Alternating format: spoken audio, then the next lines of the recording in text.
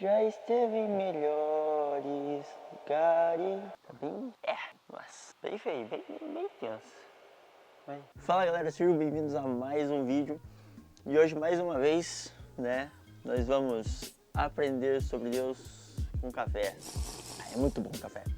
Cara, então pega teu café. Como eu já falei, duas questões pra você que não toma café. Primeiro, você tem que se converter de novo, porque café tá na Bíblia. Segundo, se você não toma café, pega um chá, um Nescau, uma água, um suco. Faz o teu whey, né? Faz teu whey aí, teu shake. E bora aprender mais um pouco. E hoje eu quero, na verdade, falar de algo que... Não algo, né? Mas sobre alguma coisa. Ficou meio estranha essa palavra? Não estranho, mas tipo... O que eu quero falar é... Recentemente o Alessandro Vilas Boas lançou um álbum, né? Com algumas novidades muito legais. Muito da hora, gostei pra caramba. Deus de Paz é uma música que eu gostei pra caramba. É bem power, assim, bem rock and roll.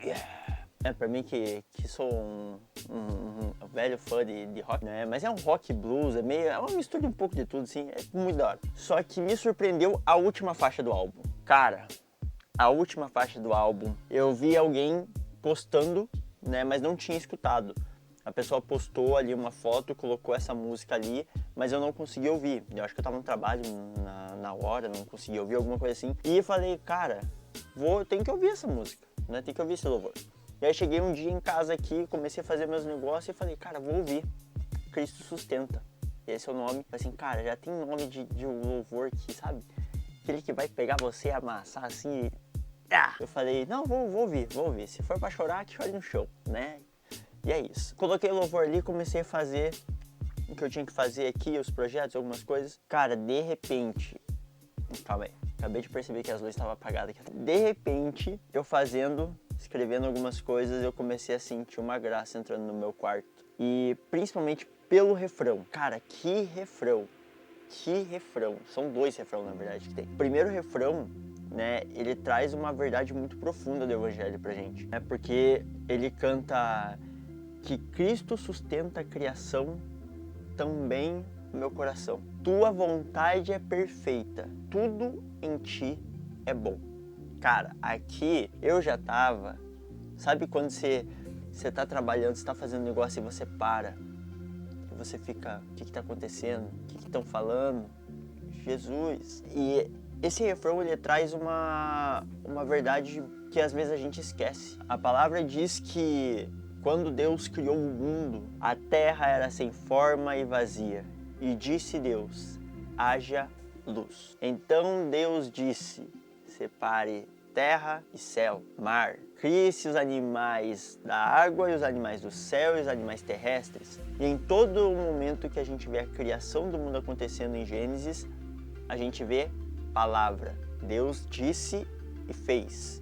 Deus disse e aconteceu. Quando o Alessandro ele canta nesse refrão que Cristo sustenta a criação, cara, quando a gente entende que lá em João 1:1 diz que o verbo era Deus, o verbo estava com Deus e o verbo se fez carne, o verbo é Jesus. Se Jesus é o verbo, quando a gente olha é a palavra logos e logos é verbo é palavra. Então, se Jesus é verbo, se Jesus é a palavra, logo em Gênesis, o que Deus usa para criar o mundo? Palavra. Então, quando essa parte da canção diz que Cristo sustenta a criação, é exatamente esse ponto. Ele diz Cristo está em tudo, porque ele é a palavra, e a palavra é o que fez tudo. A criação, ela está baseada, ela está firmada na palavra, na rocha, no logos. Quando ele fala isso, cara, já é o primeiro ponto que pega, quando você compreende que ele fala, que ele está cantando que Cristo, ele é aquilo que sustenta tudo. Ele é o que sustenta todas as coisas. Logo depois ele fala, também meu coração. Ou seja, Cristo ele não sustenta só a criação, ele sustenta o meu coração, porque o meu coração, ele provém tudo da minha vida. Ele provém meus pensamentos, meus sentimentos.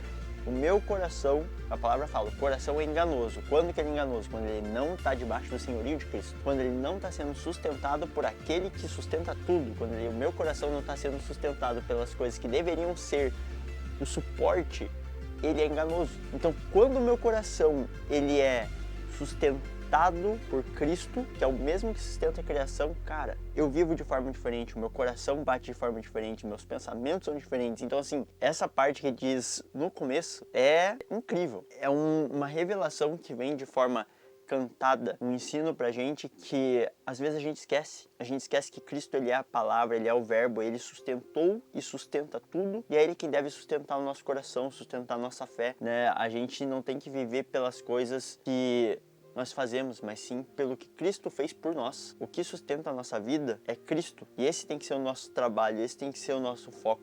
E aí ele vem depois e coloca o quê? Tua vontade é perfeita, tudo em ti é bom. Cara, aqui ele literalmente coloca a passagem, né, que diz que a vontade de Deus ela é boa, agradável e perfeita. Boa, agradável e perfeita. O que é isso? A vontade de Deus, não importa o que ela seja pra gente, ela vai ser boa, agradável e perfeita. Ah, mas eu perdi o emprego. É bom, agradável e perfeito, porque Deus tem um propósito muito melhor. Ah, mas alguém na minha família faleceu. É bom, agradável e perfeito. Por quê? Porque Deus, ele tem algo para te ensinar, ele tem um propósito em tudo. Então, quando ele canta, a tua vontade é perfeita, a gente traz até para Jesus. Jesus, no Getsemane, ele ora para Deus, sangrando, ele diz, com a alma entristecendo, ele fala: Deus, se possível, afasta de mim esse cálice. Mas, acima de tudo, que seja feita a tua vontade. Porque Jesus entendia que a vontade de Deus, ela era boa, agradável e perfeita para ele. E ainda ele dá o plus na letra. Ele coloca tudo em ti é bom. Cristo, ele sustenta a criação, ele sustenta o nosso coração. A vontade de Deus, a vontade de Cristo para nossa vida é perfeita e tudo que há nele é bom. Não há mancha, não há erro nele, porque tudo nele é bom. E aí, meus amigos, aí vem aonde eu tava no show, aonde eu parei tudo que eu tava fazendo e o Espírito Santo começou a ministrar e eu comecei a chorar. E, enfim, foi quando ele puxou um refrão que eu não ouvia fazia anos. Volta e meia eu puxava, às vezes, nos espontâneos dos meus devocionais, ou quando tinha a oportunidade, às vezes, nas torres de oração da minha igreja. De vez em quando puxava lá, bem timidozinho, uma canção do Asaf Borba, cara. Uma canção do Asaf Borba, antiga pra caramba. Que a canção, ela é a canção mais simples possível, onde a única palavra cantada é Jesus. A música inteira é cantada a Jesus, porque essa letra ela traz a simplicidade do que Cristo é, de que a gente não precisa de nada a não ser Jesus, para que a gente possa ser tocado, para que a gente possa ser reavivado, para que a gente possa viver uma vida segundo a palavra, que não tem nada que a gente faça, que a gente compre, que a gente tenha, nada, porque tudo que a gente precisa é de Jesus. Então, quando ele começa a cantar Jesus, depois de ministrar que Cristo ele sustenta a criação, mano, ali eu tava no chão. E essa canção do Asaf Borba encaixa perfeito, porque ele tá falando que Cristo sustenta tudo. Cristo é a base, ele é a rocha, ele é o alicerce, né, a pedra angular, como a gente aprende na palavra. Esse Cristo, nessa música em que Cristo sustenta, o refrão basicamente principal, ou o segundo refrão principal, canta somente o nome Jesus, para mostrar que não precisa de mais nada. Tanto que no momento que eles estão ali gravando, as pessoas que estão na gravação, elas cantam sozinhas. Se parasse os instrumentos, eles iam cantar em uníssono sozinho. Por quê? Porque é exatamente isso que essa canção do Asaf Borba ele traz, quando ele escreveu, sabe? É que o nome de Jesus, ele é tão doce, ele é tão poderoso, que a gente não precisa de artifícios para que a presença dele venha. Só o fato de a gente cantar o nome dele já é uma porta aberta para que o Espírito do Senhor venha sobre a gente, sabe?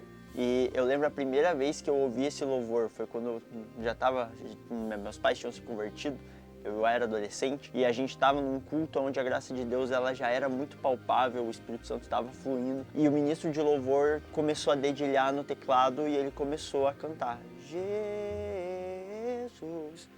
E foi cantando, de repente a igreja estava inteira, sabe? Veio uma graça em cima, assim, que a gente falou, cara, o que é isso? Né? E eu nem entendia direito, porque eu estava vivendo Jesus, mas não estava no nível que eu estou vivendo hoje.